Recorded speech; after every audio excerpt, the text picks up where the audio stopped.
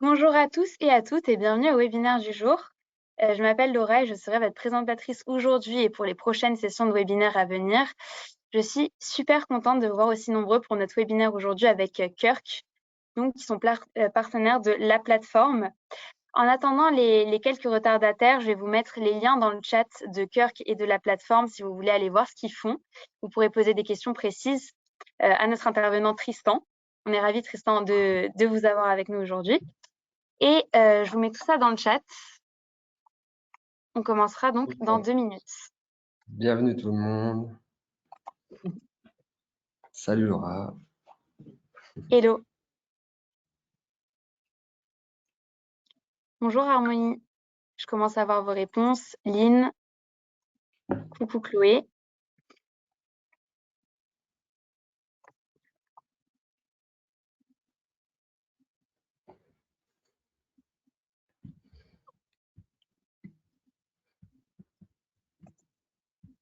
Alors moi je vois pas le chat, hein, donc tu seras mon relais Laura. Je pourrais te transmettre toutes les informations. Exactement. Bonjour à toi Laurent. Oui, je vois que certains d'entre vous sont habitués au webinaire. Donc, pour ceux qui ont du mal à utiliser le chat, il faut dérouler le menu à droite et c'est la box qui s'appelle questions où il y a une zone de texte en fait qui va s'afficher. Voilà, parfait. Bonjour Anissa, Karine et Rita aussi. Merci pour votre participation. Donc, on va commencer dans une petite minute. Et oui, bien évidemment, ce sera disponible en replay. Quand le site sera à jour, tout sera sur le site. Sinon, le webinaire sera disponible sur notre chaîne YouTube de l'accélérateur du numérique, comme les précédents webinaires.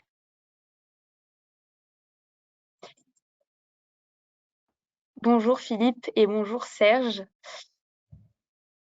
Donc, je vais laisser Tristan commencer pour vous parler un peu de la présentation en cours.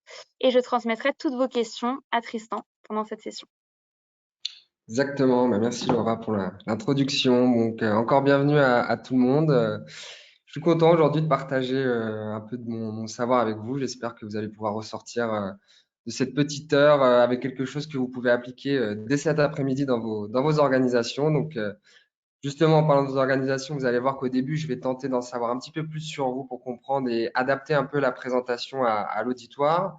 Alors là, je vais passer en plein écran. Est-ce que vous voyez bien la presse en plein écran, Laura? Yes, c'est parfait Tristan. Merci. Merci. Du coup, un petit merci quand même à toi de m'avoir invité et puis à la plateforme. Vous voyez les petits logos en bas à droite de la plateforme et de Kirk. Donc voilà, je vous ai préparé donc une présentation pour ce webinaire. Alors elle est toute neuve, m'en voulez pas si j'ai quelques absences sur certaines slides, il faut que je la rôde un peu. Mais vous allez voir que j'ai prévu des petits moments où justement on peut avoir des interactions pour aussi être sûr que vous endormiez pas derrière vos écrans. Alors, on va parler aujourd'hui beaucoup d'intelligence collective, du X-Design et de Product Design. Et vous allez voir que tous ces sujets sont intimement liés et c'est ce qui va faire la force, j'espère, de la conclusion de ce webinaire. Alors, avant de commencer, justement, pour que je puisse comprendre un peu qui j'ai en face de moi, enfin, je ne vous vois pas, mais du coup, Laura va me transmettre tout ça. Si je vous parle du X de Product Design, est-ce qu'on se comprend pas du tout, un peu ou à la folie? Vous pouvez mettre 1, 2, 3. Donc 1 pour pas du tout, 2 pour un peu et 3 à la folie. Alors n'ayez pas peur, il n'y a pas de bonne ou de mauvaise réponse, il n'y a pas de honte à avoir si on n'en a jamais entendu parler. Justement, l'idée c'est d'essayer d'apprendre un maximum de choses aujourd'hui. Donc Laura, si tu arrives à avoir à peu près une Alors, ouais, somme, une tendance. peut-être. La plupart, vous avez répondu 1, donc pas du tout. On a aussi 5 réponses pour le 2 et pour le 3. 1, 2, 3. Donc Harmonie Jérôme qui vient de passer un examen pour la conception UI, donc qui se Génial. connaît bien et qui a mis 3. Et 4, 5, 6, 7, 8 autres 3. Donc la plupart sont des 1, je dirais plus d'une dizaine. Et sinon, on a un peu de tout. On a Ok, 4, 5, 2 et des 3. Donc c'est pas ok. mal, c'est varié. Ouais, c'est pas mal, c'est plutôt varié. Donc, pour les pas du tout, c'est-à-dire les 1 et les un peu, c'est super que vous soyez là aujourd'hui. Je pense que vous allez apprendre pas mal de choses. Pour les 3, n'hésitez pas à poser des questions. Vous allez voir, il y a plein de moments où je pense qu'on va pouvoir creuser quelques sujets et pouvoir amener un petit peu plus vers un peu plus loin ce que vos connaissances de base. Alors justement, j'introduisais sur ce sujet pour quand même présenter l'agence que j'ai cofondée et ensuite un peu mon profil pour que vous puissiez aussi un peu mettre des mots sur ce que je fais. Donc, j'ai cofondé une agence d'UX et Product Design en 2013, donc ça va faire 10 ans maintenant.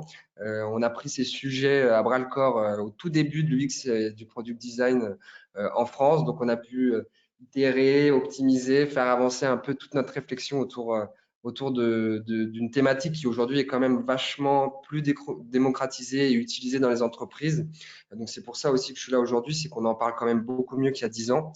Et donc voilà, nous, notre mission, c'est d'aider l'équipe à concevoir des produits performants, en les aidant à mieux piloter leur projet UX.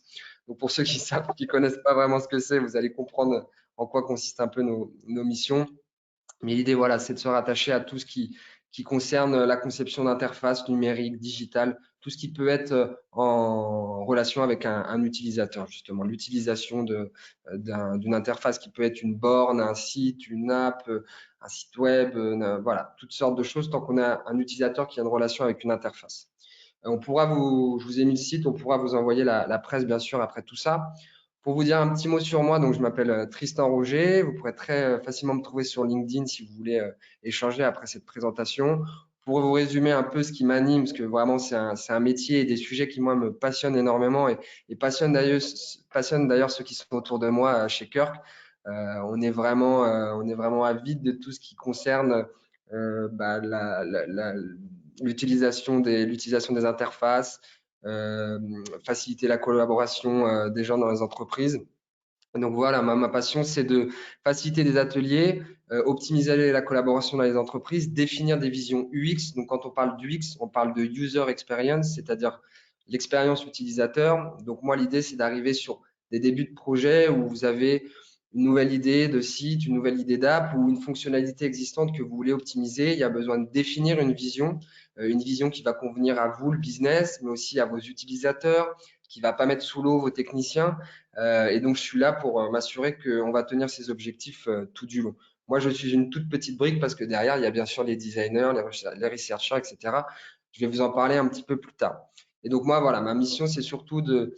Alors, ce qu'on aime en général dire en tant que designer, c'est qu'on aime les problèmes, c'est-à-dire comprendre les problèmes des gens, que ce soit des organisations ou des utilisateurs, pour derrière poser des solutions. Donc voilà, moi ce que je cherche, c'est un peu à anticiper tout ça pour trouver la meilleure méthode à mettre en place lorsqu'il s'agit de faire du design d'interface. Et donc bien sûr, profiter un maximum de l'intelligence collective, c'est nos sujets du jour et je vais vous donner quelques tips. Alors assez parlé de moi, une petite intro sur le sommaire, vous allez voir que c'est très court. Je l'ai résumé en 3 étapes pour pas que ça devienne soporifique. On va vraiment faire un focus sur les grandes premières étapes qui sont directement liées au sujet d'intelligence collective, qui sont ce qu'on appelle le discovery and define. Alors vous allez voir, parfois c'est un peu pompeux et en anglais, mais ça permet de raccourcir un peu les phases. Hésitez pas à me le dire si je jargonne trop, je me ferai un plaisir de vous expliquer. Une première étape qui va parler de discovery and define, une deuxième étape qui va parler d'idéation et une troisième étape qui va parler de prototype et de test. N'hésitez pas à poser vos questions, bien sûr, pour que tout ça soit au maximum interactif. Alors encore une petite question avant de commencer.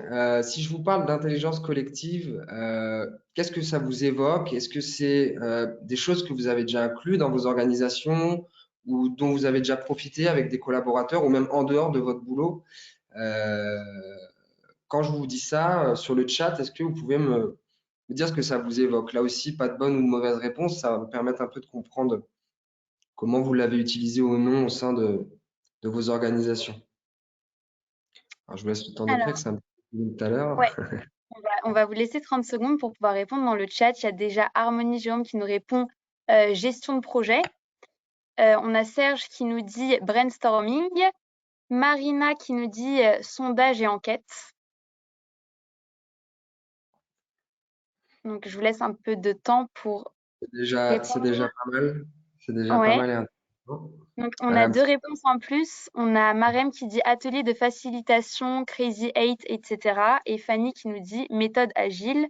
Ah, même Alban qui nous répond participation et ou mise en place de mastermind, par exemple, pour ma part, avec d'autres entrepreneurs.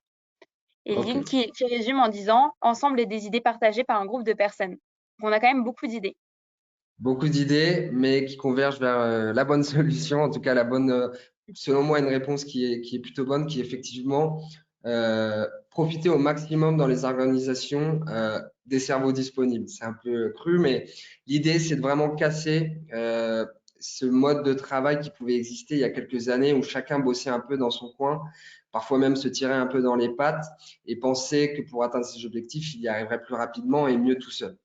Tirer parti de l'intelligence collective aujourd'hui, c'est comprendre que peu importe le profil, qu'on soit un dirigeant, un directeur marketing, un technicien, un développeur, un stagiaire, un contrat pro qui est là depuis 5 ans, toutes ces personnes ont des connaissances métiers, toutes ces personnes ont aussi des connaissances personnelles, une vie à côté, etc., qui vont en fait faire que plus on va additionner les cerveaux, plus on va additionner les idées, on va tirer parti de ce qu'on appelle l'intelligence collective et donc amener des projets beaucoup plus loin. Et c'est donc de ça que je vais vous parler aujourd'hui, qui est intimement lié à la méthode dit UX et Product Design, où tout est inspiré de l'intelligence collective et donc permet voilà, d'amener des projets beaucoup plus loin. Et c'est ça le parti pris compris des agences comme la nôtre il y a quelques années où la grande mode justement était tout l'inverse il y a plus de 10 ans. Et maintenant, c'est des choses qui commencent à être comprises et à se démocratiser. En tout cas, les réponses que vous avez données sur le chat, pour moi, étaient intimement liées à ce que je viens de dire. Il y a un fait qui est intéressant d'une étude qui est sortie. Alors, ça paraît assez bateau dit comme ça, c'est logique, mais c'est quand même un argument assez fort, surtout qu'il est valable en présentiel et à distance. L'impact créatif de l'intelligence collective est au moins 2 fois supérieur à celle de l'intelligence individuelle. C'est clair que plus on va confronter les idées, il va y en avoir des bonnes, des mauvaises, plus en tout cas on va avoir de nouvelles idées. Et ça, c'est des choses qui tout seules ne sont pas possibles. Donc, je vais dérouler un peu tout ça pour qu'on puisse comprendre pourquoi aujourd'hui ça peut amener plus d'idées et des idées surtout beaucoup plus puissantes. Dernière question avant de commencer. Là, je vous disais, il faut que j'essaie de contextualiser, comprendre un peu qui j'ai en face de moi. Est-ce que vous pouvez me résumer sur la même ligne dans le chat votre profil et peut-être les services, produits, applications ou SaaS avec lesquels vous êtes en relation? Alors, vous pouvez en mettre un ou deux pour que ça soit assez simple. Ce qui m'intéresse, c'est de connaître un peu vos postes et si vous êtes en relation au jour le jour avec un outil, un site, une application, n'importe quoi qui pourrait avoir été créé dans l'univers numérique ou digital. Alors, on va vous laisser répondre encore comme c'est une question un peu plus longue. J'ai vu que Ouais, dans le chat, il y avait Alban, donc il y a un utilisateur qu'on connaît très bien, qui a un site avec sa marque de bijoux. Vous en saurez plus dans la newsletter du mois prochain. Et donc, il a son propre site qui est très bien fait. Et voilà, si tu utilises des services Alban en particulier, tu peux nous dire dans le chat. super. Alors, On a ça peut être Julie votre qui nous... propre site, hein, ça peut être votre propre site e-commerce, votre outil métier, un logiciel. Il y a Julie qui nous dit création de site internet, donc qui doit être encore en cours. Mhm. On a Serge qui utilise Shopify. Ok, Camille, super. auto-entrepreneur, webmaster, web design en création de son propre projet. D'accord, super. Donc, Fabio qui pour l'instant est sur une marketplace mais qui compte créer son site. Jérôme qui est en apprentissage encore UX UI. Ok, On a super. Marina qui est Development Web Junior, créatrice web et WordPress. Marem UX UI Design qui sort d'école. Sarah Ok, consultante marketing, communication dans divers domaines. génial. Donc voilà pour le profil des gens qui sont manifestés le plus vite dans le chat. Super. Bon, c'est intimement lié à nos métiers, donc c'est cool. Encore une fois, vous êtes au bon endroit et je pense qu'on va pouvoir apprendre des choses ensemble aujourd'hui. Justement, alors j'ai pas retenu tous les prénoms, mais pour ceux qui utilisaient par exemple un outil comme Shopify pour construire ensuite leur propre e-commerce, vous voyez déjà que dans vos solutions au quotidien, vous utilisez deux interfaces, deux points de contact, où le but c'est d'en faire en sorte que l'expérience utilisateur soit la plus mémorable et la plus positive possible. Shopify doit faire en sorte que vous, votre création et votre gestion du site soit la plus simple possible. Et vous, pour vos utilisateurs, vous devez faire, si par exemple c'est un e-commerce en ligne, en sorte que vos contenus, vos photos, la manière dont vous architecturez votre site soit la plus plaisante pour vos utilisateurs. Donc, ça va être intéressant de discuter et que je puisse faire le pont un peu avec ces choses-là aujourd'hui. J'ai entendu qu'il y avait une développeuse, j'ai entendu qu'il y avait une directrice marketing. Donc, tout ça est intimement lié à ce que je vais vous parler aujourd'hui et les quelques méthodes que vous pouvez appliquer. 12h30, je vais surveiller de temps en temps le compteur pour être sûr de ne pas dépasser. Alors voilà, on va rentrer dans le vif du sujet. J'ai introduit pas mal avec l'intelligence collective, mais du coup, comment profiter de cette intelligence collective, en mettant en place une méthode UX et product design efficace. J'ai mis une petite vidéo en fond. Je fais des petits tests depuis que j'utilise justement un nouvel outil qui est assez fou en termes d'expérience. J'espère que ça rame pas trop parce que Non, certaines fois, il c'est y aura très des… fluide. Super, bon, bah, c'est top. Donc la grande étape justement qu'il faut mettre en place, je vous en parlais en sommaire, c'est la grande première étape, c'est le discovery and define, c'est-à-dire partir à la découverte et définir un besoin, un périmètre. C'est la grande base. Alors c'est des choses qu'on entend depuis souvent, mais qui parfois pouvaient être un peu passées rapidement ou bâclées, et parfois pas avec les bonnes méthodes. En tout cas pour des projets dits numériques et digitaux. Ce que ça va faire, c'est que ça va permettre déjà d'embarquer vos équipes, c'est-à-dire les équipes métiers, les équipes produits. J'ai dit dans une aventure commune. L'idée, c'est vraiment de faire comprendre, comme je vous le disais, que tout le monde est important et tout le monde a sa place. C'est ça la grande nouveauté avec ces métiers, c'est que on est obligé on ne peut plus avancer tout seul. Nous, designers, on ne peut pas se permettre d'avancer sur un sujet sans vous avoir consulté, vous, la personne au business, vous, la personne dev, la personne au légal, pourquoi pas dans certaines boîtes, le marketing, etc., de tous se réunir autour d'une table et de permettre d'avancer efficacement, d'accélérer. Derrière aussi, je parle de charge mentale, c'est aussi des méthodes qui permettent, je l'ai vu dans certaines grandes boîtes où voilà, ça a du mal un peu à bouger, à gagner en charge mentale, c'est-à-dire à éviter les réunions trop longues, sans objectif, où on sort d'une réunion, on ne sait pas trop ce qu'on a fait, on ne sait pas trop ce qu'on vise ensuite, à formaliser les choses efficacement, à archiver les choses de manière logique et pouvoir prendre de la hauteur facilement. C'est autant de méthodes qui vont vous permettre de rationaliser et d'accélérer encore une fois. Hyper important, on ne peut plus faire la concession aujourd'hui, c'était encore le cas il y a 3-4 ans en France, comprendre les parcours que vivent et vont vivre vos utilisateurs. Nous, on a pris le pas de l'UX et du product design il y a 10 ans. C'était hyper dur en vrai d'en faire et d'en vendre parce que les gens ne comprenaient pas la valeur encore d'interroger les gens, d'aller faire de la recherche, des interviews, des tests. Aujourd'hui, à la vitesse où ça va, où les petits acteurs rattrapent les grands acteurs, on ne peut plus se passer de faire de la recherche. C'est plus vraiment une option que de comprendre qui vraiment utilise notre site, qui achète et qui se plaint quelque part de choses qui fonctionnent ou pas, ou de choses qu'il achèterait ou n'achèterait pas. Et donc ça, il y a plein de méthodes, plus ou moins chères, plus ou moins longues. Il ne faut surtout pas se mettre une montagne en face. Et c'est ça l'avantage, c'est que les choses ont évolué et qu'il y a beaucoup de méthodes à mettre en place à faible coût et à faible temps pour déjà récolter un minimum de données utilisateurs. Ce qu'on va chercher, bien sûr, si vous êtes surtout en début de produit, alors j'en entendais qui sont en pleine création, en pleine réflexion, le discovery and define est ultra important quand vous cherchez à optimiser la valeur de votre produit, de votre service, de confirmer un business model. C'est-à-dire que vous arrivez sur un marché qui peut être soit plein déjà de concurrents, soit nouveau, mais il faut quand même aller voir les gens et un peu comme on faisait du panel test il y a quelques années avec de la pub, de l'industrie, etc., il faut quand même aller confirmer que les gens ont de l'appétence pour ce que vous proposez. Périmètrer des livrables attendus et estimer les coûts de réalisation. Là aussi, quand je vous dis qu'il faut intégrer un maximum de personnes du design, surtout des devs dès le début, du marketing, etc., ça permet de lever les loups très rapidement. Et ça, je vous en parle justement un petit peu après. Alors, c'est très post-it mania, vous allez voir. L'idée, c'est pas de vous dire la vie, c'est des post-it. Il y a eu un peu cette mouvance où on faisait des workshops dans tous les sens et comme je vous disais, on ne savait pas toujours avec quoi on allait ressortir. L'idée, c'est que vraiment chaque atelier, chaque étape de travail soit vraiment pensée énormément en amont pour gagner en efficacité derrière. Un atelier se prépare énormément. Si on ne le prépare pas, si on ne consolide pas les objectifs, les exercices, le nombre de personnes, faut pas qu'il y en ait trop, faut qu'elles soient complémentaires, qu'on n'ait pas 10 personnes du marketing et 3 en technique. Il vaut mieux préférer des ateliers un petit peu plus resserrés avec 6 personnes, 8 maximum, mais ultra complémentaires et des sachants et où on aura consolidé l'objectif en avant et les exercices pour permettre ensuite de déflayer du post-it à fond et de se dire voilà, on comprend pourquoi on est là. Donc, vous allez voir des slides où il y a pas mal de post-it. La première étape, je vous en parlais de ce Discovery and Define, c'est consolider un peu la collaboration entre les équipes. Ce qu'on va chercher, c'est embarquer un maximum les gens et éviter toute surprise. C'est-à-dire que le market, le légal, les dirigeants, les designers, les devs, ils ont tous des objectifs. Et on aurait eu tendance, si on ne se consulte pas, à tous un peu tirer la corde dans notre coin. L'idée déjà, c'est de provoquer ce changement en disant on va dès le début commencer à bosser ensemble et sous forme d'ateliers. Les ateliers ont cet impact et cet avantage de permettre de réunir les gens rapidement, facilement et de délivrer un maximum de valeur en un minimum de temps.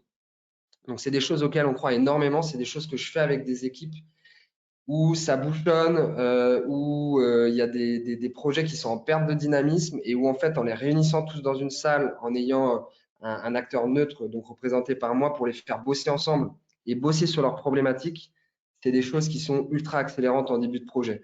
On va chercher à définir un lexique commun, c'est-à-dire, voilà, moi, j'appelle ça comme ça. Est-ce qu'on est d'accord que c'est ça que j'aurai à la fin? Et on se mettra tous d'accord pour nommer les choses comme ça. On va chercher à communiquer précisément sur les ambitions et les livrables attendus. Parfois, selon les différents services, ou je pense aux auto-entrepreneurs qui sont là parmi nous aujourd'hui, il y a certains clients qui vont vous dire, voilà, moi, ce que j'ai en tête, c'est ça, ça va être sur l'avant-vente ou la préparation de projet. Et au final, on se retrouve à la fin avec une ambition, un livrable qui n'est pas du tout, ce que le client ou le collaborateur attendait. L'idée, c'est de se poser et de tout de suite prendre le temps de discuter de ces choses-là, mais de prendre un vrai temps, pas de parler de brief ou d'un petit kick-off où on se regarde dans le blanc des yeux et on formalise rien. Là, on formalise et on échange sur ces sujets. Et derrière, comprendre quels sont les différents niveaux de validation. Je pense aux auto-entrepreneurs aujourd'hui, mais aussi ceux qui bossent dans des boîtes où parfois il peut y avoir différents niveaux de validation. Ces choses-là, il faut les poser dès le début pour gagner du temps et être plus efficace. Derrière, ce qu'on va chercher, une fois qu'on a travaillé un peu sur ce mode empathique entre les équipes, alors là d'ailleurs je vous en ai pas parlé, mais sur la droite vous voyez le résultat de ce que pourrait être un atelier où on a fait toute une série d'exercices et à la fin en fait on vient mapper des solutions sur des choses où en ordonnée vous voyez de l'impact et en abscisse vous voyez l'effort que ça demande et les post-it en fait en vert sont les solutions qu'on a imaginées en équipe pour pouvoir justement avancer mieux sur les prochains projets, les prochaines missions. Donc, il y a eu des idées comme créer un Kanban, faire de DA avec qu'une seule équipe, avoir un planning clair, intégrer un profil IT dès les design reviews. C'est des choses qui peuvent paraître bateaux, mais quand elles ont été optimisées à partir des points de friction qu'on aura identifiés entre collaborateurs, vont permettre d'être gardées en tête et donc derrière de fluidifier beaucoup les choses. Donc ça, c'est sur un mode empathique, un mode collaborateur un peu interne. Derrière, il va falloir commencer à aller interroger un peu les utilisateurs, les end-users, comme on appelle. Donc, pour préparer ça, ce qu'on va chercher à faire, c'est toujours avec les collaborateurs en interne ou vos clients, etc., c'est confronter les croyances. C'est-à-dire qu'on va chercher à définir les objectifs de recherche et trouver une méthode adaptée. C'est-à-dire que vous, moi, on peut avoir ce qu'on appelle des biais, on peut avoir ce qu'on appelle une intuition sur ce qu'ont besoin les utilisateurs en termes d'offres, en termes de marketing, en termes de fonctionnalité, en termes de performance. Et souvent, on peut avoir raison, mais souvent, on peut se tromper aussi. Donc, l'idée, ça va être déjà de partir un peu en interne, de réunir un peu encore tous les gens autour de la table et de chercher à aligner les équipes sur un programme de recherche. L'idée, c'est aussi de comprendre ce que chacun pense de l'expérience que vivent ou vont vivre les utilisateurs. Moi, je pense qu'ils arrivent comme ça sur le site. Moi, je pense qu'ils achètent telle offre. Je pense qu'ils utilisent parfaitement cette fonctionnalité. Ou je pense que le menu est incompréhensible. C'est vraiment de chercher à comprendre ce que chacun, avec sa logique métier et son expérience métier, est capable d'anticiper sur l'expérience que va vivre les utilisateurs. Et ça permet déjà de mapper tout ça, de prendre en compte en fait tout ce que les gens ont en tête, prendre aussi en compte un peu les données existantes dans un produit. Alors, désolé si parfois je fais des parallèles entre des produits qui existent et des produits qui pourraient naître. C'est valable dans les deux cas. Mais quand on a de la donnée existante, on va aussi chercher à la confronter derrière. Et donc, du coup, ça va nous permettre tout ça de donner un cap clair pour la recherche et surtout de se dire, une fois qu'on aura fait la recherche, est-ce que les croyances étaient les bonnes? Et donc, de permettre quand on est dans une entreprise, de faire monter un peu tout le monde en compétence sur qui sont les utilisateurs, qu'est-ce qu'ils veulent, et donc forcément d'aller faire un pas vers eux toujours plus loin et du coup penser les choses pour eux toujours plus, que ce soit en termes d'offres, marketing, en termes d'utilisabilité, en termes techniques, etc. L'idée, c'est vraiment aussi, c'est des choses qui, une fois que des méthodes de recherche sont mises en place, servent énormément à vos futurs recrutements, parce que vous embarquez quelqu'un en fait avec vous dans cette boîte et tout de suite, il a un peu le mapping, il prend de la hauteur sur comment vivent, quelle est l'expérience que vivent vos utilisateurs.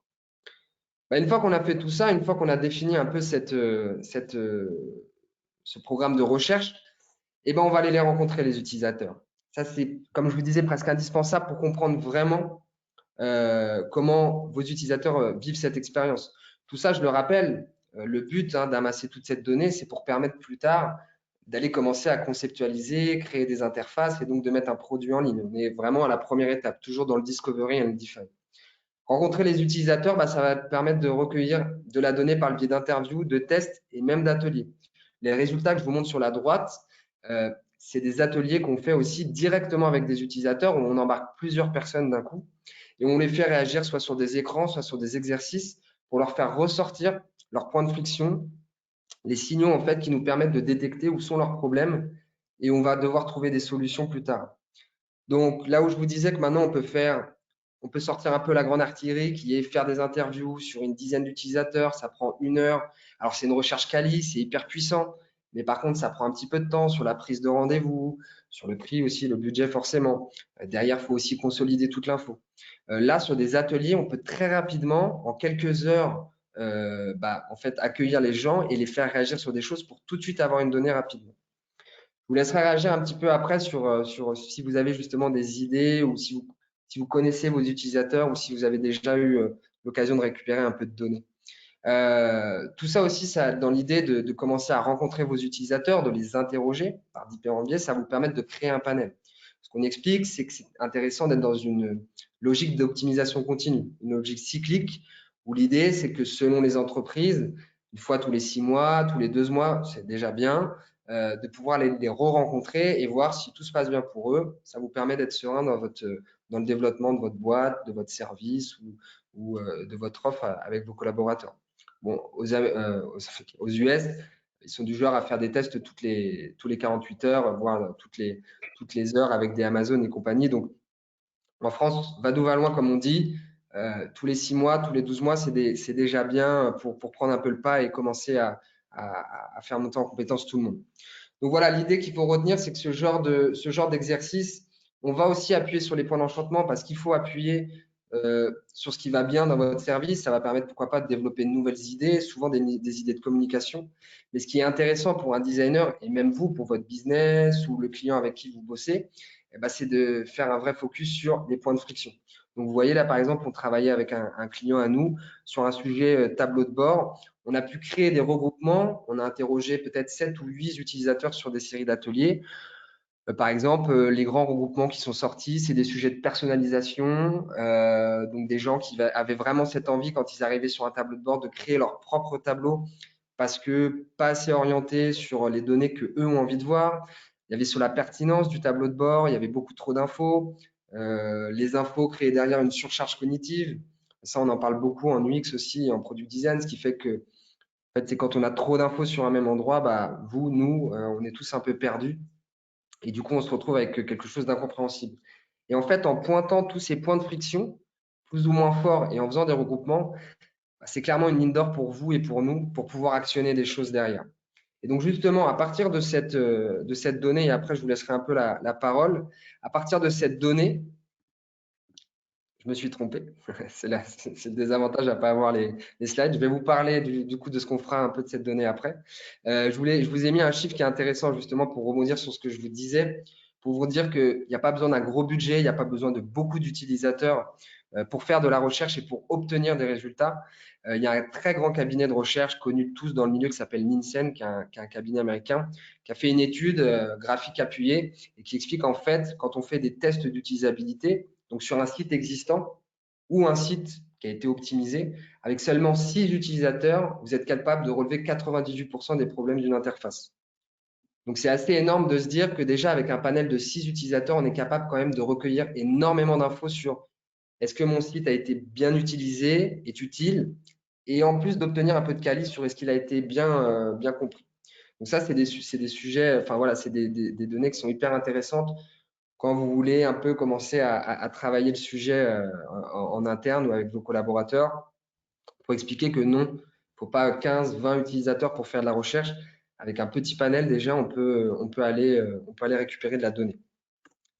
Alors justement, là, je me suis souvenu que c'était à ce moment-là que je voulais vous poser une petite question. Donc, est-ce que vous avez déjà fait appel à ce genre de méthode lors d'une étape de découverte? Vous pouvez mettre un oui avec le type de méthode ou un non tout simplement en mettant un ou deux. L'idée, c'est de comprendre un peu si voilà, vous avez déjà un peu de données en base sur vos clients, vos utilisateurs, et voir si c'est des choses qui vous parlaient déjà avant que je vous en parle aujourd'hui. Parce qu'il y en a qui le faisaient un peu naturellement sans méthode. D'ailleurs, on a les premières réponses dans le chat et la plupart ont déjà fait appel à ces méthodes, donc Harmonie, Men, Alban, Charlotte, Marraine. Et ensuite, il y a des gens qui n'avaient pas de méthode, comme Sarah, comme Rita qui nous répond non, comme Serge qui connaissait pas du tout, Laurent, oui, grâce oui, au démarrage, pas au démarchage. Philippe qui nous dit non, ça me fait peur. Et Ah, Fanny qui n'avait pas, oui, mais pas de méthode spécifique. ok, d'accord. Bon, c'est intéressant. Alors, pour ceux qui l'ont déjà fait, effectivement, je le rappelle, c'est un peu une présentation débutante. N'hésitez pas si vous voulez creuser certains points que j'aborde. Et sur le côté de la peur, ça serait intéressant de creuser peut-être ça un peu en fin de présentation, mais il faut vraiment se rassurer sur ce genre de sujet. En tout cas, je peux appréhender un peu la psychologie qu'on a à devoir aller interroger ses clients ou ses utilisateurs et c'est tout à fait normal. On en a beaucoup qui avaient un peu de mal à passer le pas. Vraiment, quand vous êtes bien accompagné, quand vous avez les bonnes méthodes, euh, bah, vous pouvez plus vous en passer parce que vous naviguez plus à vue. Vous naviguez en fait avec de la donnée concrète et tangible qui vous permet vraiment de prendre des actions concrètes sur l'année. Et derrière, en plus, il faut voir l'intérêt pour vos clients et vos utilisateurs. Ils adorent quand on vient leur poser une question sur l'expérience qu'ils vivent, pardon.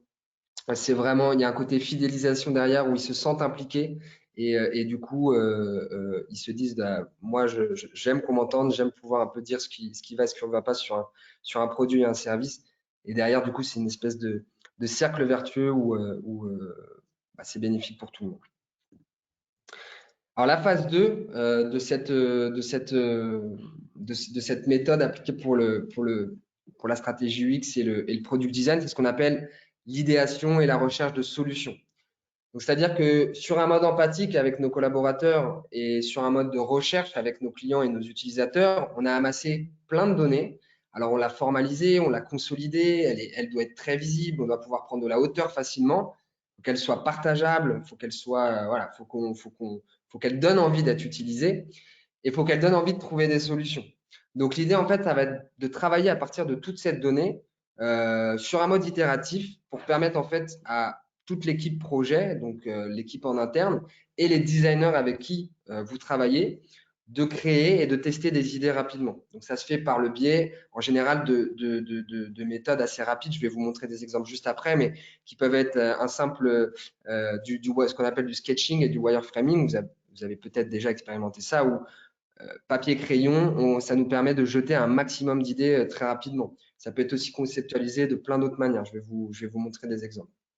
L'idée, quand on parle d'interface, de produits, d'outils, etc., ça va être de valider une première structure, d'aller très rapidement en vous consultant et à partir des solutions, à partir de la donnée qu'on a, pour trouver des solutions sur les principes de navigation, à quoi va ressembler la navigation dans ce futur outil, ce futur site, la structure globale des pages, les interactions qu'on va avoir. On n'est pas encore dans la conception poussée d'un outil ou d'un site ou d'une app, mais on est sur la projection de ce que peut être cette future solution. Et rappelez-vous qu'on s'appuie sur la donnée utilisateur. Donc, on est logiquement dans quelque chose qui va performer beaucoup plus que si on l'avait fait sans eux. Continuez d'embarquer toutes les parties prenantes. L'idée, c'est surtout à ce moment de ne surtout pas lâcher, par exemple, les parties techniques. Les parties techniques sont ultra importantes à ce moment parce que c'est elles qui vont sensibiliser aux choses qui sont faisables ou pas et nous faire gagner beaucoup plus de temps qu'après quand on va devoir concevoir, voire développer et se rendre compte qu'il y a des problèmes qui pourraient apparaître. Donc surtout, continuez d'embarquer un maximum de personnes. Continuez de profiter de tous les cerveaux de cette intelligence collective pour dresser un maximum de constats sur la table. Je vais avancer un peu. Il est 49. Là, je vous montre une situation. Alors, je vous montre surtout des photos de Kirk. Là, vous voyez une partie des collaborateurs de Kirk parce que je suis pas autorisé à mettre soit les visages, soit les projets sur les talks, mais ça va vous permettre de vous projeter un peu sur. Bah, nous, justement, on a fait de la recherche chez Kirk, on a fait des interviews, on a fait des questionnaires. On a aussi un peu détecté certaines tendances tout simplement en travaillant. On a travaillé en groupe d'atelier ensemble, justement, pour dresser un peu tous ces problèmes connus de nos clients alors nous, on n'a pas vraiment d'utilisateurs, on va dire surtout de nos clients. Et c'est à partir de ça qu'on a cherché à trouver des solutions, en fait, sur comment améliorer tout simplement la manière dont découvrent les gens notre site, dont utilisent les gens notre site, dont les gens nous contactent. Et l'idée, en fait, c'est donc encore une fois de réunir un maximum de monde autour de cette table. Vous avez Eri juste devant le tableau qui est au Gloss Hacking. Vous avez Shiksha juste à ma droite qui est stagiaire chez nous, qui a un profil universitaire en recherche, qui est arrivé il y a un mois, mais qui a pu nous amener des idées super fraîches sur le projet. Et donc voilà, peu importe le profil, l'âge, c'est hyper intéressant d'avoir un maximum de personnes pour, encore une fois, si c'est cadré, pour phosphorer et trouver des idées. La manière, quand je vous parle d'idéation, pour représenter des choses rapidement, encore une fois, c'est de faire un step, une vraie étape où on se dit, on n'avance pas trop vite. On va pas commencer à concevoir, développer des choses qui peuvent prendre des semaines, voire des mois, au risque de se tromper sur je me suis pas compris entre collaborateurs et je ne l'ai pas fait tester auprès d'utilisateurs. Donc, vous voyez, ça peut se représenter de manière très simple. C'est ça des sketching, c'est ça des wireframes. Alors, vous voyez, on n'est pas non plus dans mettre 2-3 lignes et débrouille-toi pour comprendre comment c'est. Il faut quand même un peu commencer à se projeter sur des bouts d'interface, mettre des bouts de couleurs. Là, je parle aux UX qui sont là présents sur ce webinaire. Il faut commencer un peu à avoir une notion d'ergonomie à injecter dans vos interfaces pour pouvoir commencer tout de suite à dire bah oui, je dois absolument me poser la question de où est-ce que l'utilisateur va devoir cliquer, éviter la surcharge cognitive en évitant d'avoir trop de boutons. Donc, il faut faire un effort de projection, mais on commence. Alors là, je vous montre des trucs, vous n'avez pas le contexte métier, etc. Vous ne devez pas comprendre grand-chose, mais en atelier, c'est des choses qui fonctionnent. Je vous ai même mis une capture au milieu qui est intéressante, c'est qu'on on fait des ateliers hybrides où en fait on dessine en live et il y a des personnes qui sont à distance où, alors c'est un peu cavalier, hein, je vous l'accorde, mais où aussi ça fonctionne. On doit trouver des méthodes. Depuis le confinement où on travaillait à distance, on doit trouver des méthodes où on peut dessiner rapidement en fait.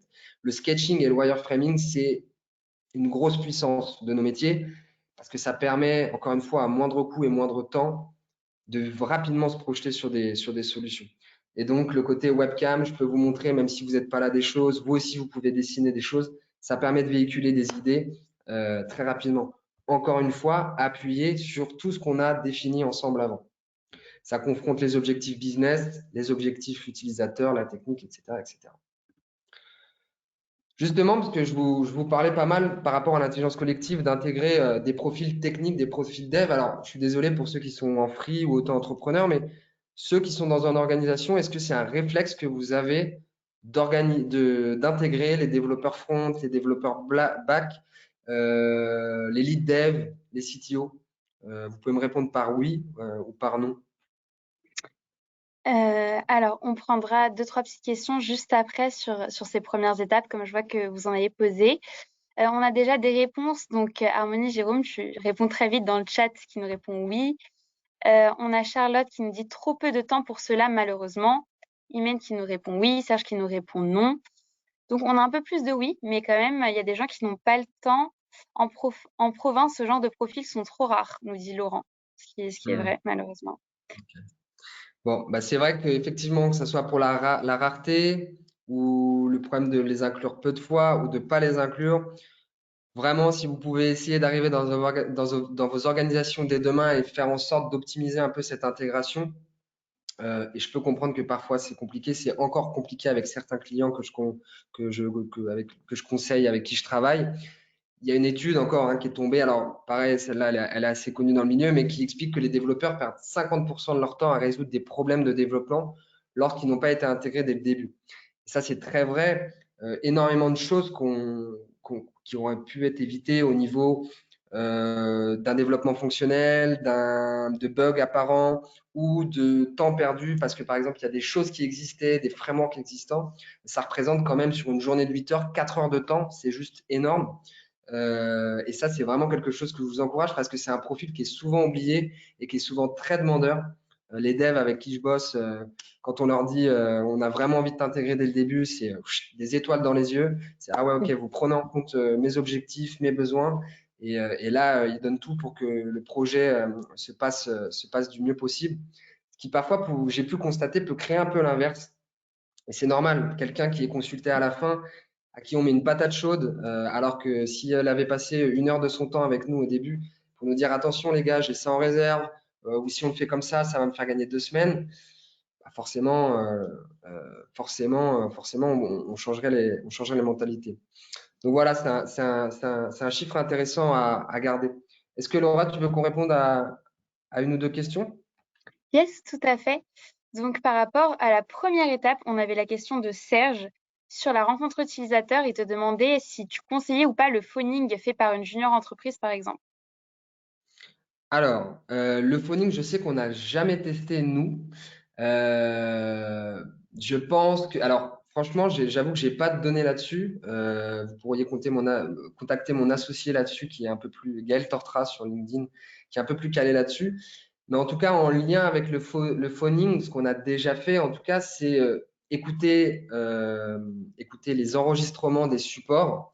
C'est-à-dire que maintenant, c'est quand même assez connu qu'on vous demande si vous êtes contre que la conversation soit enregistrée. C'est des choses qui, derrière, servent à des équipes comme nous pour pouvoir être réécoutées, analysées, taguées et justement déceler les grandes problématiques qui peuvent être allouées sur un support. On fait aussi ce qu'on appelle du shadowing, c'est-à-dire aller sur les organisations directement, mais aussi sur les plateaux téléphoniques où on va passer un peu derrière les gens et directement entendre ce qu'il dit et quels sont les problèmes qui peuvent être entendus et donc décelés. Ça fonctionne aussi super bien quand on va dans les bureaux d'une direction market, des devs, etc. pour là aussi amasser de la donnée. Je pense que si c'est bien préparé, encore une fois, avec un protocole de recherche, avec un panel bien étudié, avec des gens qui vont avoir envie de le faire parce qu'en général, on met une petite dotation au bout quand on fait des interviews comme ça. C'est-à-dire qu'ils vraiment prennent le temps de vouloir vous aider. Franchement, ça peut fonctionner. Mais voilà, il faut la méthode qui va avec. Encore une fois, ça se prépare beaucoup. Si vous avez quelqu'un qui est volontaire, c'est génial. Effectivement, le téléphone fonctionne très bien. C'est comme faire une interview en visio, en fait. C'est juste que j'ai pas utilisé ce format encore, ce support. Ok, très clair. Merci pour ta réponse qui a été très complète. Avant de te laisser continuer, on va juste prendre la question d'Alexandre sur les plateformes de pré-production, pardon, qui te demande du coup est-ce qu'il peut faire tester les designs avec des plateformes de pré-production à ses usagers. Carrément. Très bon réflexe. Ça, c'est génial. Alors, ce qui est intéressant, et là, j'en parle un peu après avec ce qu'on appelle le prototyping. Mais si, par exemple, vous avez la capacité à développer rapidement et donc que vous créez des environnements de pré-prod, la pré-prod est parfaitement un outil, un environnement pour que vous puissiez aller recueillir et déceler des problèmes d'utilisabilité, de compréhension, de découverte. Donc, bien sûr, je vous encourage et on va en parler juste après avec les tests à aller justement tester les pré-prod. Donc, si c'est un réflexe que vous avez, il est top. Tristan, juste pour les gens comme moi qui savent pas ce que c'est une plateforme de pré-production, tu peux expliquer du coup? Ouais. Alors, que la personne dans le chat m'arrête si je me trompe, mais pour moi, la pré-prod, c'est la plateforme de pré-production. Donc, c'est une plateforme qui a été optimisée sur justement les missions en cours et la donnée un peu recueillie, qui est mise en pré-production pour faire un peu des tests au niveau du dev, au niveau du design, au niveau des utilisateurs, etc. S'assurer que tout va bien, que ça roule dans le navigateur. Ensuite, on donne un go et ça part en prod, c'est-à-dire ça part en live. C'est juste avant le lancement en live. Donc, ça permet Ok. vraiment d'utiliser ça dans un navigateur. Voilà. Ok, Imen nous parlait dans le chat de bêta-testeur à un moment. Est-ce que ça a quelque chose du coup de similaire? Un chat de bêta-testeur, alors un panel de bêta-testeurs, c'est peut-être intimement lié à ça. Ça, c'est voilà, c'est hyper important d'avoir ça dans ces organisations. C'est hyper utile parce que c'est des gens qui vont être demandeurs et donc vous allez pouvoir interroger souvent. Donc, si ça correspond à ça, effectivement, ça c'est le top. Et d'ailleurs, c'est des panels que vous pouvez utiliser pour, par exemple, si vous êtes en pré-prod ou si vous avez des questionnements sur des ateliers, etc. Super clair. Laurent rajoute que c'est la plateforme qui enregistre l'expérience utilisateur sur l'interface du site. Donc, très bien résumé. Et on a une dernière petite question encore de Laurent qui dit: que Ouais. pensez-vous de Clarity? Donc, je pense qu'il demande tes conseils. Oh, Clarity, je connais pas, j'avoue, je sèche. Qu'est-ce que c'est? Ok. Laurent, Euh, si tu veux poursuivre dans le chat, c'est ouais. Microsoft qui C'est nous du répond. Microsoft. Alors, j'utilise très peu de produits Microsoft. Est-ce que c'est un produit technique ou un produit pour faire du test? Un produit pour faire du building de site? J'avoue que Clarity, je sèche. Pourtant, je fais une Euh, veille. Ça enregistre l'utilisation du site. Ah, ok, génial. Donc, ça doit être un produit assez proche de. Je vous invite à aller voir Hotjar, Hotjar, qui est, je trouve, en termes d'expérience, enfin, propose quelque chose d'assez performant. Et c'est génial d'installer ça aujourd'hui, parce que même avec des forfaits gratuits, sans forcément prendre des packs à je ne sais combien, vous pouvez installer en fait avec un petit script sur vos sites, sur vos apps, etc. Un script qui est directement relié à ce genre d'outil et qui va permettre en fait de traquer le parcours de vos utilisateurs, donc à la souris, sur les clics, là aussi un peu le temps de présence sur telle ou telle page. Ça mélange un peu l'analytics, mais il y a ce côté un peu de tracking du parcours de la souris. Ça crée aussi ce qu'on appelle des heatmaps, donc où est-ce que les gens restent longtemps. Ça permet tout de suite de détecter en fait les problèmes d'ergonomie. Est-ce que le texte que je veux qu'il soit lu est bien lu? Donc, bien sûr, c'est des choses qu'on recommande à 100%, qui sont complémentaires de la recherche quantitative et qualitative, mais qui ont une complémentarité folle parce que justement, ça apporte une nouvelle donnée qu'on ne peut pas toujours détecter en test ou voilà. Donc, c'est génial. Je vais aller voir Clarity. OK. Top, très clair. Fanny nous dit aussi que Hotjar est très puissant. Avant de te Mm. laisser poursuivre, vraiment c'est la dernière, il y a Ouais, Alban ouais. qui nous demande pour la pré-prod des précisions si tu as un hébergeur à lui conseiller et qui propose dans son offre ce service en one click. Donc je pense facile Ah, d'accès. bah, ça va peut-être faire une bonne transition avec la partie d'après parce que nous, on fonctionne très peu avec des environnements pré-prod vu qu'on utilise un système de prototyping. Ok. Si ça, son prénom c'était Alban. Alban. Et ben si ça te va, Alban, tu me rediras si ça répond à ta question après. Mais logiquement, ça peut vous faire gagner du temps et de l'argent de passer par un système de prototype. On en reparle juste après. Justement, donc du prototype et du test. Alors là, j'ai réuni en vrai une grosse partie d'un projet UX et Product Design en une slide et un ou deux exemples pour que le webinaire puisse tenir en 1 heure. Mais c'est là où je vous ai présenté un peu avant toute la partie stratégie UX, vision, celle qui va vraiment vous permettre de vous projeter sur le futur de votre outil, interface, parcours, fonctionnalité. Là, on met un petit peu plus les mains dans le cambouis, on va designer, on va prototyper, c'est-à-dire qu'on va commencer à donner une forme à ce qu'on a imaginé en termes de solutions avant. Donc, tout simplement, là, je vous ai remis des petits key points, ça va être concevoir les composants, les parcours, les interactions en simulant le site final. Et c'est pour ça, Alban, que je voulais faire le pont, c'est que nous, avec les prototypes qu'on est capable de faire, clairement, les gens qu'on fait tester ont l'impression que c'est le site final, alors que ça a été designé en quelques semaines. L'intérêt, il est énorme. Pour vous, la partie business, la partie technique, la partie market, ça vous permet de vous projeter très rapidement sur à quoi va ressembler le site. Donc forcément, beaucoup moins de questions. On est en accord sur les objectifs de la mission et les solutions qu'on a imaginées. Derrière, pour faire du test avec des utilisateurs, on n'attend pas d'avoir développé un site, donc potentiellement une pré-prod, pour que les gens les testent. Parce qu'une pré-prod, dans mon imaginaire, vous êtes peut-être plus rapide, Alban, mais ça prend du temps, ça prend de l'argent, ça mobilise des devs, etc., etc. Un prototype, ça mobilise beaucoup moins de personnes, c'est beaucoup plus rapide à faire. Donc là, on teste, on valide que tout le travail qu'on a fait en amont sur le discovery, sur l'idéation et donc les solutions qu'on a imaginées, en fait, sont validées et compris par les utilisateurs. En général, je vous dis d'expérience, j'ai jamais eu un test utilisateur où les utilisateurs m'ont dit oh, c'est nul, je comprends rien, vous êtes à côté de la plaque. Justement, le fait d'avoir profité à fond de l'intelligence collective, de ces méthodes, d'avoir avancé de manière très pragmatique, avec des jalons, on consulte tout le monde.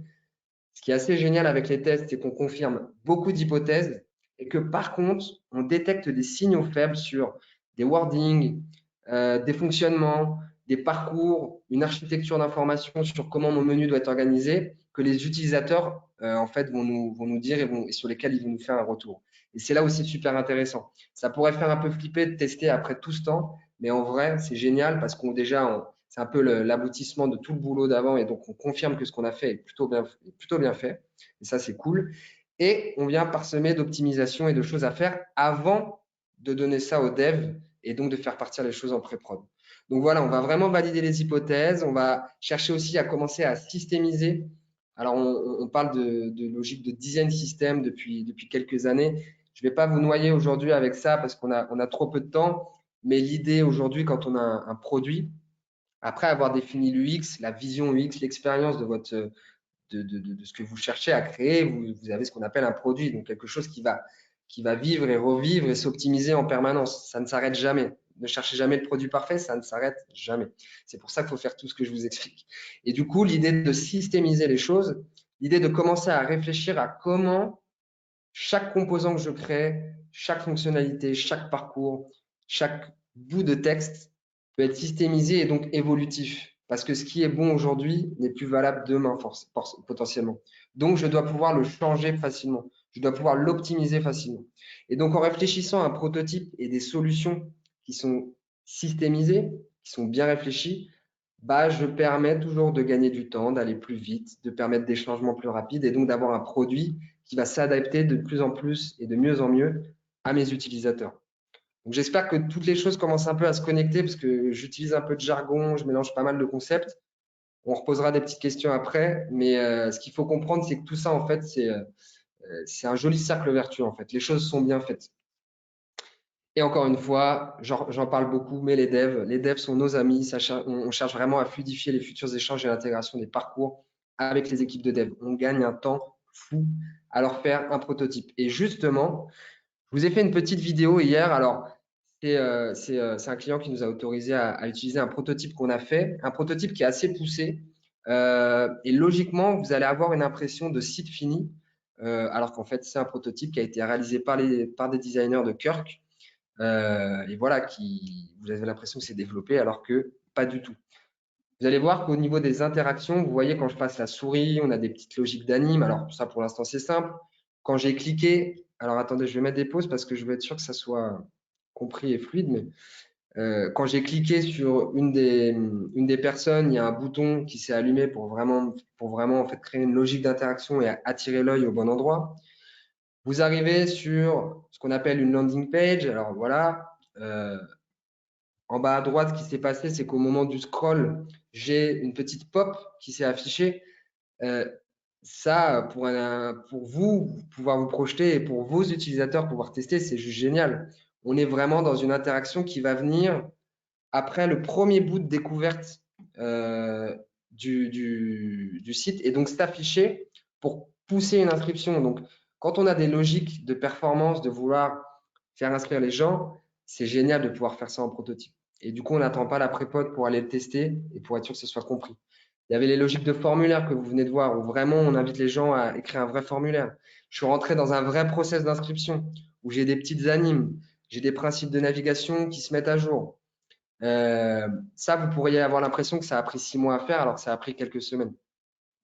Encore une fois, ratio temps et argent parce que ça a été bien pensé aussi sur les premiers steps.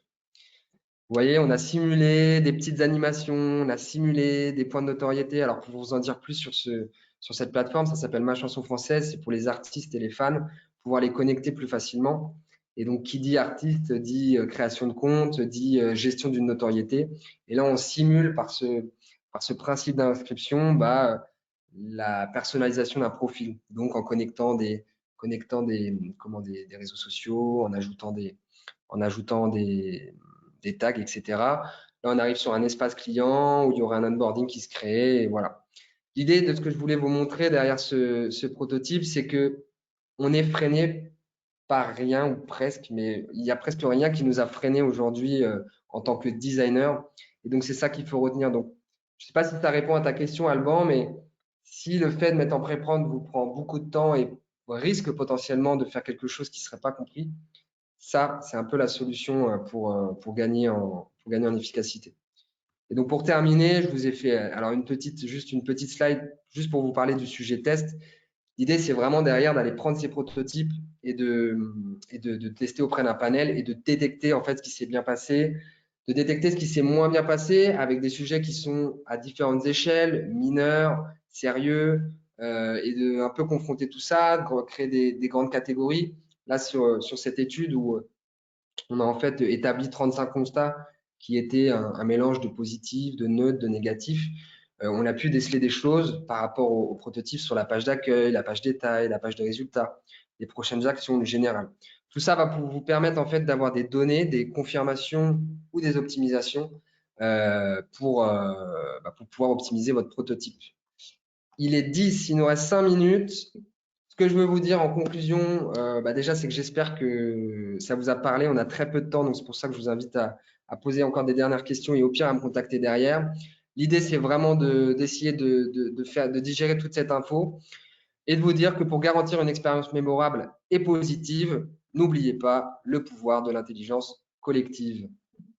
Je ne voudrais pas que ce qui arrive à ce monsieur vous arrive. On peut imaginer que peut-être les designers de cette voiture ont au mille fait des gens qui habitent à la neige et du coup, il se retrouve avec de la neige au moment d'ouvrir son, euh, son coffre. Yes, bah, merci beaucoup pour cette présentation, Tristan. On va Ouais, prendre les dernières questions pour les 5 dernières minutes. Adrien commence en nous demandant quelle plateforme a été utilisée pour le prototype que tu nous as montré en exemple. très bonne question parce que effectivement, depuis 2, 3 ans, c'est un peu la guerre entre tous les logiciels de design. Déjà, on est tous passés de Photoshop, Illustrator à Sketch, qui a été une petite révolution il y a 4, 5 ans. Et là, en fait, nous, pour des prototypes très poussés, comme je vous ai montré, avec en clair presque aucun frein à l'interaction, c'est Axure. Donc, c'est un dinosaure, mais ça cartonne. Il y a un petit peu de formation dessus, mais derrière, on fait des super protos. Et pour des prototypes un peu plus légers, un peu plus léchés, par contre, au niveau design, etc., on va tendance à avoir utilisé Figma, qui là, logiquement, est connu pas mal des UX et des designers du moment. Super, top. Alors, pour ta question, Fanny, comment avez-vous récolté votre donnée, un questionnaire, Hotjar ou en live?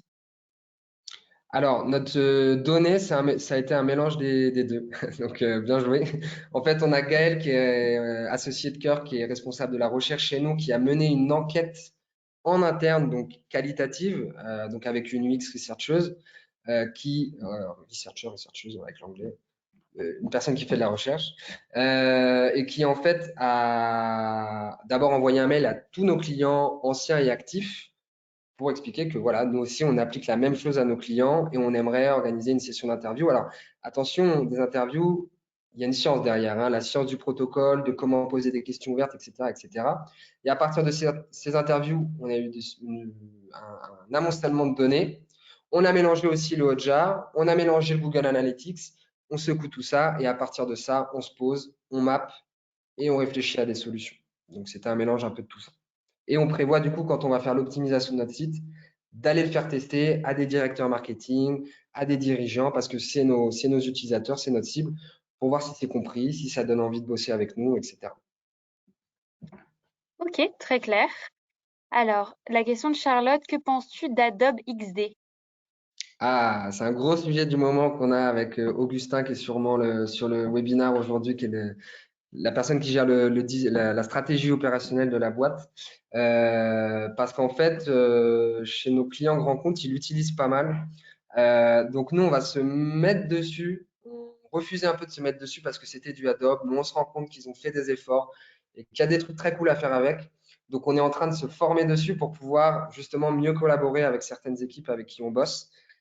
Franchement, j'ai pas vu d'article ou de post sur LinkedIn qui déglingue, comme on dit, le logiciel. J'ai pas de retour dessus. Nous, on est des gros fans de Figma et d'Axure. On eut être des fans de Sketch. Euh, je l'utilise pas assez, mais bientôt. D'ici une semaine ou deux, on sera formé à peu près. Ok, top. Petite question très courte d'Alban qui te demande d'épeler les noms des environnements pour les prototypes. Le logiciel que tu évoques qui a remplacé Photoshop aussi. Alors, pour te faire une chronologie un peu, alors sans parler d'années, on a commencé en clair, la méthode la plus ancienne, c'était Photoshop, une vraie galère. C'est un logiciel de traitement d'image, hein, c'est pas un logiciel de design. Ensuite, on a eu l'idée de passer sur Illustrator. Ça, c'était déjà plus intéressant. C'était vectoriel, ça allait un peu plus vite. Mais bon, pas du tout adapté parce que pas fait par des designers. Ensuite, il y a eu Sketch qui est encore sur le marché, mais qui commence à prendre un peu du retard face aux nouveaux acteurs qui sont arrivés il y a 2 ans, je dirais, 2 ans et demi, 3 ans, qui sont Figma. Et qui là, un peu en termes de lignée, font tous un peu la même chose. Figma étant super puissant pour faire ce que je vous ai parlé, la systémisation, c'est-à-dire un peu de prototyping, mais pas très poussé, mais des maquettes et de la systémisation de composants pour avoir des choses qui peuvent se répéter facilement et créer cette fameuse cohérence. Et Du au-dessus coup, de tu ça, peux on a épeler le nom de ce logiciel, s'il te plaît, pour savoir alors comment Figma, l'écrire? c'est ouais, Figma, c'est Figma et Axure, Axure. Axure égale proto super poussé, Figma égale proto plus cool. Faut aller les tester pour comprendre un peu le pour et le contre. Mais c'est qu'il y en a un qui est plus simple à prendre en main, plus fluide, plus axé visuel créa. Et Axure est vraiment plus axé pour les designers. Résolution de problèmes, conception, faire des protos poussés pour imaginer les choses. Alban, j'ai l'impression que ça t'a parlé ce logiciel. J'espère que tu vas pouvoir le tester. Oui, n'hésitez pas à revenir vers nous avec vos feedbacks si vous avez pu tester les logiciels et à contacter Tristan parce qu'on n'a pas le temps de prendre toutes les questions, malheureusement. Ouais. Donc, pour ta question, Steve, je pense que tu peux envoyer juste un message LinkedIn, il demandait comment te contacter. Envoyer un message LinkedIn à Tristan Roger, son nom est écrit donc en dessous de sa webcam. Ça conclut donc le webinaire d'aujourd'hui. Merci pour toutes vos questions et toutes les interactions dans le chat. Un grand merci à la plateforme et à notre intervenant, donc Tristan, pour le webinaire d'aujourd'hui que j'ai trouvé très instructif. N'oubliez pas de répondre à notre enquête de satisfaction si vous pensez avoir appris quelque chose aujourd'hui. Vous pouvez nous donner vos feedbacks positifs comme les feedbacks négatifs si vous voulez qu'on s'améliore. Un grand merci à tous et à bientôt pour les prochains webinaires de l'accélérateur du numérique, donc, de notre programme. Je te laisse le mot de la fin, Tristan, peut-être pour conclure. Merci. Ouais, merci beaucoup. C'était une bonne expérience. Merci beaucoup d'avoir interagi sur le chat. C'est super d'avoir des gens qui animent un peu et qu'on ne soit pas tout seul avec ces slides. Donc, un grand merci. Je ne sais pas si ma slide est encore affichée, mais contactez-moi si ça vous a plu ce que je vous ai présenté aujourd'hui. Justement, on est dans une démarche d'en apprendre plus sur nos potentiels clients et aussi de faire expérimenter ce que c'est qu'un atelier collaboratif pour faire mieux travailler les équipes ensemble. Du coup, on offre une matinée à ceux qui nous contactent pour pouvoir expérimenter justement un atelier, prendre du recul avec moi, du coup, qui va pouvoir jeter un œil sur toute votre strat, redynamiser un projet, renforcer la collaboration avec vos équipes. N'hésitez pas à me contacter, on discute de tout ça et on peut se mettre ça en place. Vous allez voir, c'est super cool. Voilà, merci beaucoup et merci Super. Laura de m'avoir invité. Excellente journée. À bientôt. Bonne journée.